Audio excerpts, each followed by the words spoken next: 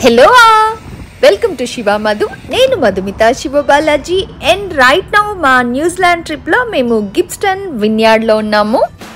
Last week నేను post చేసిన మా బంజీ జంప్ ఎక్స్పీరియన్స్ని చూసి మీలో చాలామంది కన్సర్న్ ఎక్స్ప్రెస్ చేశారు అండ్ చాలామంది మా అడ్వెంచర్ని అప్రిషియేట్ చేశారు. మా బంజీ జంప్ ఎక్స్పీరియన్స్ చాలా సేఫ్గా అండ్ హ్యాపీగా జరిగింది. సో కన్సర్న్ ఎక్స్ప్రెస్ చేస్తున్న వాళ్ళందరికీ please don't worry, we are fit and fine and right now ఇండియాకి వచ్చేసాం కూడా మేము. బట్ మేము న్యూజిలాండ్ ట్రిప్ని చాలా ఎంజాయ్ చేసాం. సో మా ట్రిప్ మొత్తం మేము తిరిగిన ప్లేసెస్ మేము ఎంత ఎంజాయ్ చేసామో మీరు కూడా అంత ఎంజాయ్ చేస్తారని న్యూజిలాండ్ ట్రిప్ పోస్ట్ని కంటిన్యూ చేస్తున్నాను. ఇంతకుముందు బయట చూసిన ద్రాక్ష తోట 1983లో స్టార్ట్ చేశారంట. అదే వీళ్ళ ఫస్ట్ తోట. రైట్ నౌ వీళ్ళకి 60 hectares ఆఫ్ విన్యార్డ్స్ ఉన్నాయంట. కొద్ది దూరంలోనే ఇంకొక తోట అండ్ క్రామ్వెల్ సరౌండింగ్స్ లో 5 విన్యార్డ్స్ ఉన్నాయంట. ఈచ్ విన్యార్డ్ సాయిల్ డిఫరెంట్ గా ఉంటుందంట, వెదర్ కండిషన్స్ డిఫరెంట్ గా ఉంటాయంట. అందువల్ల ఈచ్ ప్లేస్ లో పండే ద్రాక్ష పళ్ళు డిఫరెంట్ గా టేస్ట్ అవుతాయంట. వీళ్ళ first batch of commercial wine ని 1987లో రిలీజ్ చేశారంట. ఇక్కడ కనిపిస్తుంది కదా, ఇంతకు ముందు ఈ బ్లాక్ లో వైన్ చేసే వాళ్ళంట. ఇప్పుడు అది చీజరీగా మార్చేశారు. చీజరీ అండ్ డైన్ అని రాసింది. వీళ్ళు కంప్లీట్ గా ఆర్గానిక్ ప్రాసెస్ లో పంట పండిస్తారంట. ముందు వైన్ బ్యారెల్స్ ని తను ఇండికేట్ చేస్తుంది కదా, ఈ బ్లాక్ లో ఉంచేవాళ్ళంట. బట్ సమ్మర్ సీజన్ లో ఆ వేడి వల్ల చాలా ఎక్స్ట్రాక్ట్ ఎవాపరేట్ అయిపోయేదంట. ఆ బ్యారెల్స్ లో ఉండే వైన్ కూడా వెదర్ ఫ్లక్చుయేషన్స్ వల్ల టేస్ట్ కూడా కొంచెం మారుతూ ఉండేదంట. సో అప్పుడు దానికి సొల్యూషన్ ఏంటి అని ఆలోచిస్తే ఈ కొండని తవ్వి దీనిలో ఒక గుహలాగా చేసి ఇక్కడ బ్యారెల్ స్టోర్ చేస్తే టెంపరేచర్స్ ఫ్లక్చుయేట్ అవ్వకుండా కాన్స్టెంట్ గా ఒకే టెంపరేచర్ ఉంటుందని ఐడియా వేసి అలాన్ ఫస్ట్ చేత్తో తవ్వడం స్టార్ట్ చేశాడంట. 4 years వరకు అలా చేత్తో తవ్వి దాని తర్వాత హార్డ్ రాక్ వచ్చినప్పుడు హైడ్రాలిక్స్ అంటే బ్లాస్ట్ చేసి ఈ ఏరియా క్రియేట్ చేశారంట. కరెంట్లీ నా రైట్ సైడ్ ఉన్న బ్లాక్ లో వైన్ తయారు చేస్తున్నారంట. ఆ ఎక్స్ట్రాక్ట్ అంతా ఈ కనిపిస్తున్న పైప్ లైన్ ద్వారా బ్యారెల్స్ లోకి ఫిల్ చేసి బ్యారెల్స్ ని కేవ్ లో స్టోర్ చేస్తారంట. అలా బ్యారెల్స్ లో స్టోర్ చేసిన వైన్ ఇయర్స్ అయ్యే కొద్దీ అసిడిటీ అంతా డైల్యూట్ అయిపోయి టెక్స్చర్ అండ్ మంచి ఫ్లేవర్ యాడ్ చేసుకొని అమేజింగ్ గా టేస్ట్ అవుతుందంట. ముందుగా వైనరీ చూసేసాం. 3 types ఆఫ్ వైన్స్ ని ఎక్స్ప్లెయిన్ చేశారు. White wine, rose and red wine. తొక్కులు లేకుండా ద్రాక్ష పండ్లని క్రష్ చేసి ఫర్మెంట్ చేస్తే వైట్ వైన్ వస్తుంది. తొక్కులతో సహా ద్రాక్ష పండ్లని క్రష్ చేసి వాటిల్ని ఫర్మెంట్ చేసినప్పుడు చాలా తక్కువ ఫర్మెంటేషన్ అప్పుడు తీసేస్తే రోసే అవుతుంది. ఎక్కువ కాలం ఫర్మెంట్ చేస్తే రెడ్ వైన్ అవుతుంది. గిబ్స్టన్ వ్యాలీ వినియార్డ్ టూర్ లో ఫైనల్ సెగ్మెంట్ కి వచ్చేసాం, which is cave tour and wine tasting. Wine barrel storage కోసమే క్రియేట్ చేసిన కేవ్ లోకి వచ్చేసాం. తను ఏం చెప్తుందంటే బ్యారెల్స్ మీద రాసిన నెంబర్స్ లో అవి ఎప్పుడు తయారు చేశారు అనేది ఆ ఫస్ట్ 2 numbers లో ఇండికేట్ అయి ఉంటుందంట. బాటిలింగ్ టైంలో combination of old barrels and new barrels కలిపి బాటిలింగ్ చేస్తారంట. బికాస్ కంప్లీట్లీ న్యూ బ్యారెల్స్ అయితే ఎక్కువ ఎక్స్పెన్సివ్ అవుతాయంట. And not only that, wine కి ఉండాల్సిన ఫ్లేవర్ కంటే న్యాచురల్ ఫ్రూట్ ఫ్లేవర్ ఎక్కువ ఉంటుందంట కొత్త వాటికి.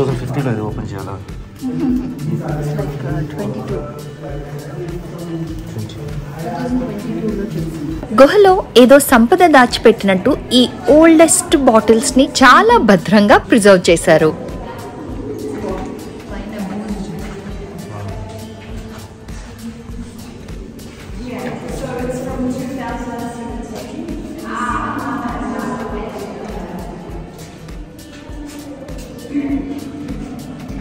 తలుపు టేబుల్లో పెట్టేసారు.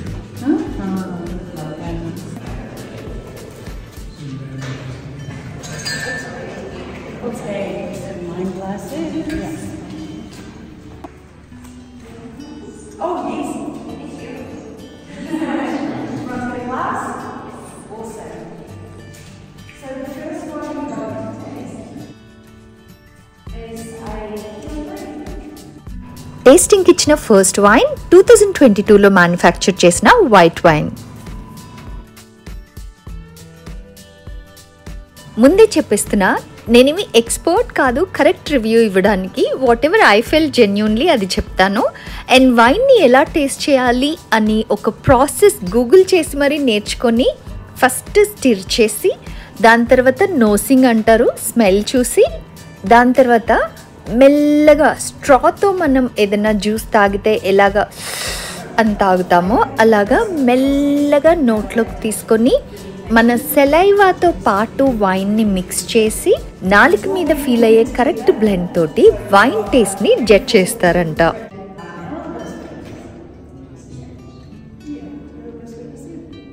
వైట్ వైన్ నాకు పుల్లగా అనిపించింది అండ్ మింగిన తర్వాత గొంతులో కొంచెం డ్రైగా అనిపించింది.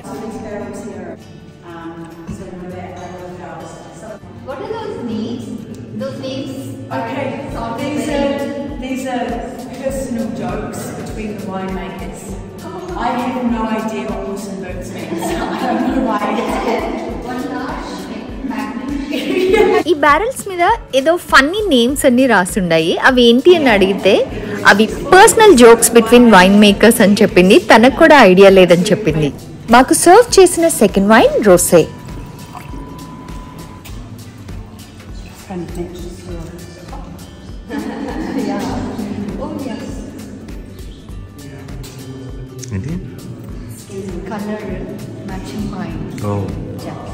నాకు పర్సనల్గా రోసే కలర్ మాత్రం భలే నచ్చిందండి. కలరే కాదు, సిప్ తీసుకున్నప్పుడు టేస్ట్ చేసినప్పుడు నాకు కంఫర్టబుల్గా అనిపించింది.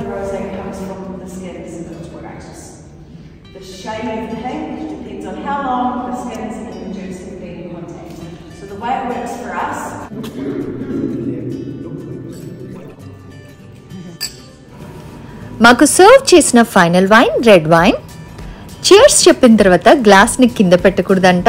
అండ్ గ్లాస్ని అలా పట్టుకొని స్టార్టర్స్ తినేయడం అలా చేయకుండా చియర్స్ చెప్పిన వెంటనే ఫస్ట్ సిప్ తీసుకోవాలంట. ఇది నాకు శివ గారు చెప్పారు. అసలు చియర్స్ ఎందుకు కొడతారు అనే దానికి కూడా ఒక రీజన్ చెప్తారు శివ గారు. ఓల్డెస్ట్ స్టోరీ ఏంటంటే ఒకప్పుడు కింగ్స్ అందరూ ఇలా గ్లాసులు కాకుండా మగ్స్ ఉండేవి, మెటల్ మగ్స్. సో అందరూ డిఫరెంట్ కింగ్డమ్స్ నుంచి ఒక టేబుల్ మీదకి వచ్చినప్పుడు చియర్స్ కొట్టినప్పుడు ఒకళ్ళ డ్రింక్ ఇంకొకళ్ళ దాంట్లోకి పడేలాగా కొట్టేవాళ్ళంట. సో దాట్ ఎవరన్నా కుట్రలు కుతంత్రాలు చేసి పాయిజనింగ్ అలాంటివి చేసుంటే మిక్స్ అయిపోతుంది కాబట్టి క్లియర్గా అర్థమైపోతుంది. ఎవరన్నా తాగకపోతే ఎవరూ తాగేవాళ్ళు కాదంట. అదర్వైజ్ ఇంకొక స్టోరీ ఏంటంటే 5 సెన్సెస్. స్మెల్ చూస్తాం, టేస్ట్ చూస్తాం, టచ్ చేసి ఫీల్ చేస్తాం, ఐస్ తోటి కలర్ అండ్ టెక్స్చర్, బ్యూటీ ఇవన్నీ చూస్తాం. బట్ హియరింగ్ ని కూడా అవేకన్ చేయడానికి చియర్స్ అని కొట్టి ఆ గ్లాసెస్ సౌండ్ తో 5 సెన్సెస్ ని అవేకన్ చేస్తారని ఇంకొక స్టోరీ చెప్తారు. డైరెక్ట్ గా విన్యార్డ్ లో వైన్ కొంటే ప్రైజెస్ చాలా తక్కువ ఉంటాయి. నేను టేస్ట్ చేసిన వైన్స్ లో వైట్ వైన్, రెడ్ వైన్ అసలు కంఫర్టబుల్ అనిపించలేదు. బట్ రోసే నాకు కంఫర్టబుల్ అనిపించింది. సో ఎవరికైనా గిఫ్ట్ ఇవ్వడానికైనా హౌస్ పార్టీస్ కోసం అయినా ఉంటుందని రోసే తీసుకున్నాం.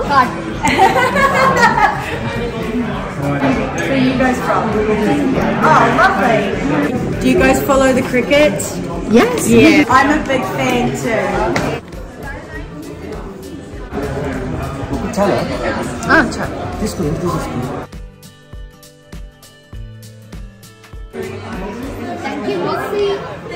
బాయ్. నేనైతే ఒక్క రోసే బాటిలే చాలనుకున్నాను. బట్ శివ గారు made me buy 2 bottles.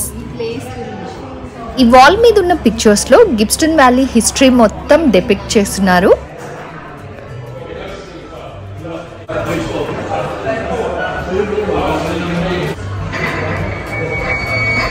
Grape వేసి మొత్తం స్క్యూజ్ చేస్తారు.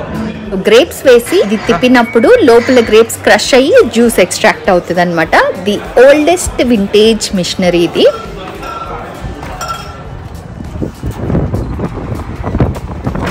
That's all. Gibbston Valley tour అయిపోయింది. జాగ్రత్తగా పెట్టాలి.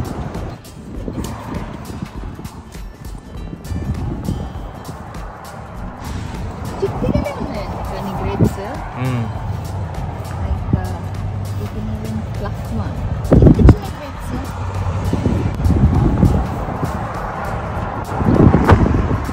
విత్ సీడ్ పుల్లగా ఉంది. వైన్స్ అలాగే బట్ నైస్, ఒక డిఫరెంట్ టేస్ట్. విత్ టేస్టింగ్ ఇది హాఫ్ ఇదే ఏంటి, ఫుల్ రైప్ అవ్వలేదు. Full ripe.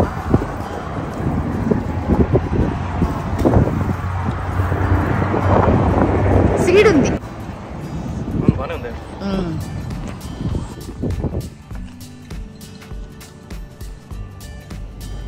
ఏం వెతుకుతున్నారు? ఇది చార్జరు. యాక్చువల్గా వైన్ టూరు లేదు మనకి, ఫుల్ అయిపోయింది అన్నారు. నువ్వేమో వాళ్ళు వెళ్తున్నారని చెప్తే నేను వచ్చాను. I thought మీరు లోపలికి వెళ్ళి బయటకు వచ్చి వాళ్ళు బుక్ చేశాను నువ్వు అనుకున్నావు.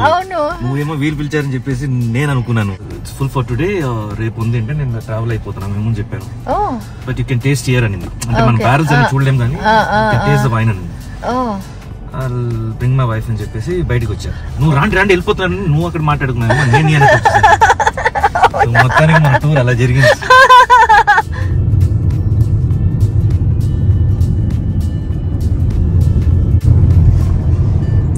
ఇక్కడ స్లో డౌన్ అని ఇండికేషన్ ఇచ్చారు.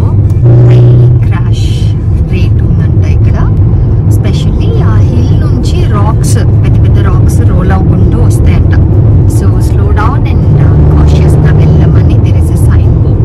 లంచ్ టైం అప్పటికి మేము ప్లాన్ చేసుకున్న యాక్టివిటీస్ అన్ని అయిపోయాయి. ఇప్పుడు మేము ట్వైజల్ అనే ఒక ప్లేస్ కి వెళ్తున్నాము. ట్వైజల్ లోనే ఇవాళ నైట్ స్టే చేయబోతున్నాం అనమాట.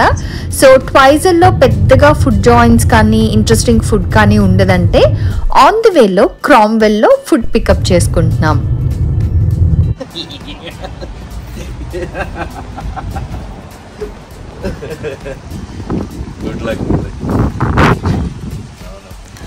ఆ రోజు మనందరికీ సుపరిచితమైన సత్య గారి బర్త్డే. సో శివ గారు విష్ చేస్తున్నారు.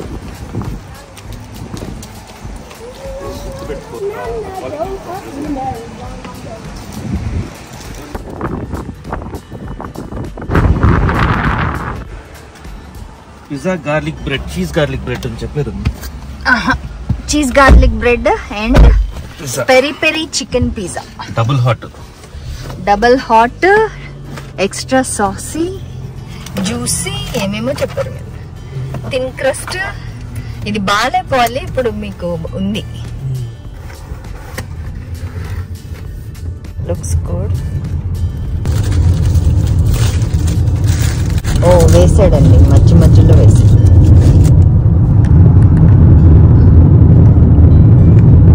ఇప్పుడు అలవాటు అయిపోయిందండి. ఇంకా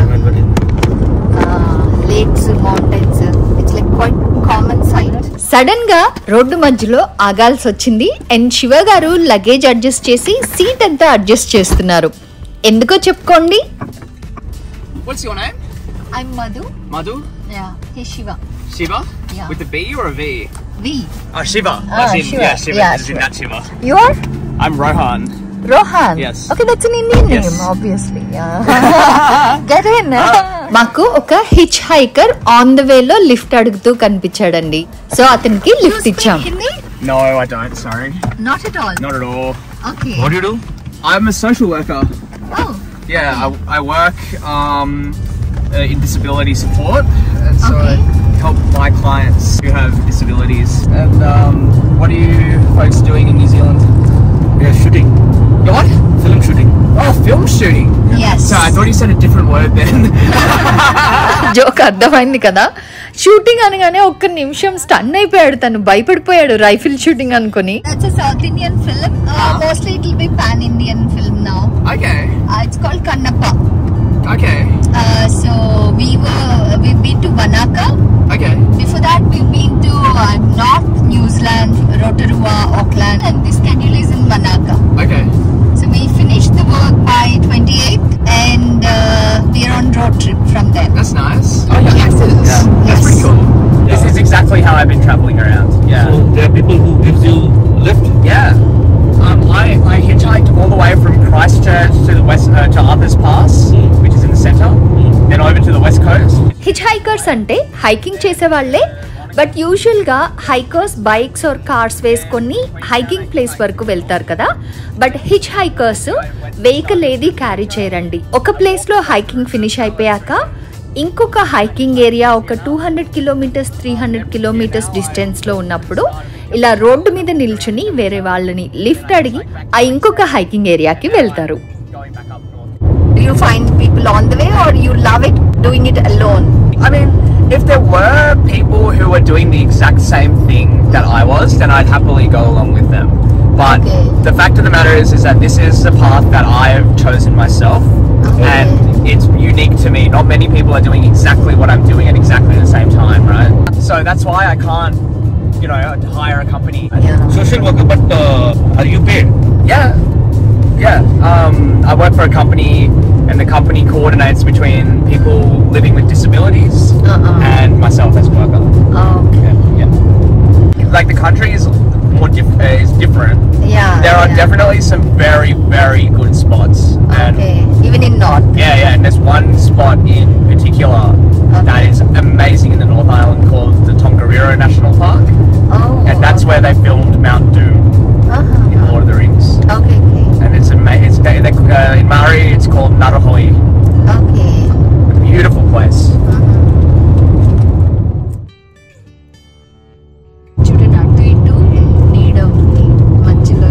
న్యూజిలాండ్లో రోడ్ ట్రిప్లో వెళ్ళేటప్పుడు ఇలా లిఫ్ట్ అడుగుతూ చాలా మంది హిచ్ హైకర్స్ కనిపిస్తారు.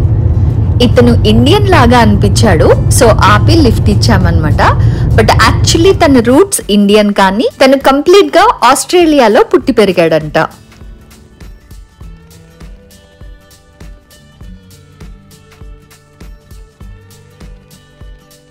సడన్ గా రాక్ మౌంటైన్స్ అన్ని పోయి శాండ్ డ్యూన్స్ కనిపించడం స్టార్ట్ అయింది.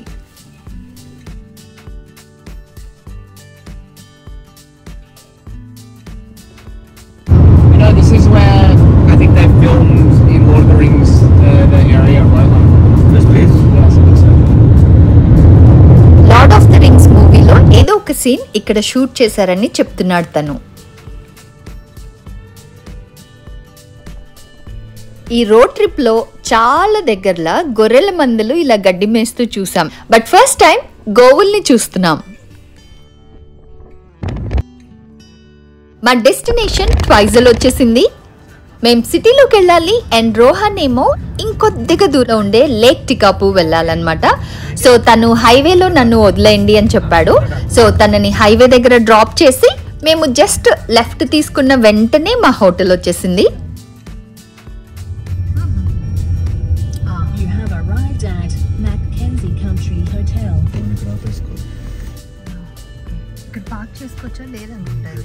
It's on the name Shiva Balaji Manohar. Yeah, it's over here.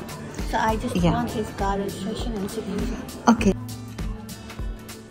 ఈ హోటల్లో చెక్ ఇన్ అయ్యాక వాళ్ళు మాకిచ్చిన రూమ్ని ఫైండ్ మై రూమ్ లాగా మొత్తం తిరిగి వెతుక్కోవాల్సి వచ్చింది. అంత దూరం ఉండింది. రూమ్ ఫైండ్ అవుట్ చేశాక అంత దూరం లగేజ్ మోసుకురావడం కంటే లగేజ్ కార్లో పెట్టేసి వెనక నుంచి పార్కింగ్ స్లాట్లోకి వస్తే చాలా దగ్గరకుందనమాట.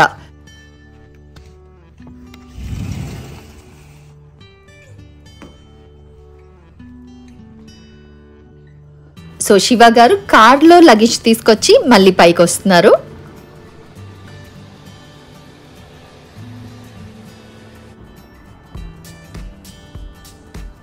హలో,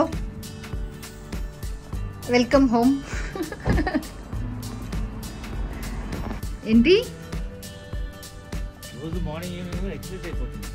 లగేజ్ తీయడం పెట్టడమా?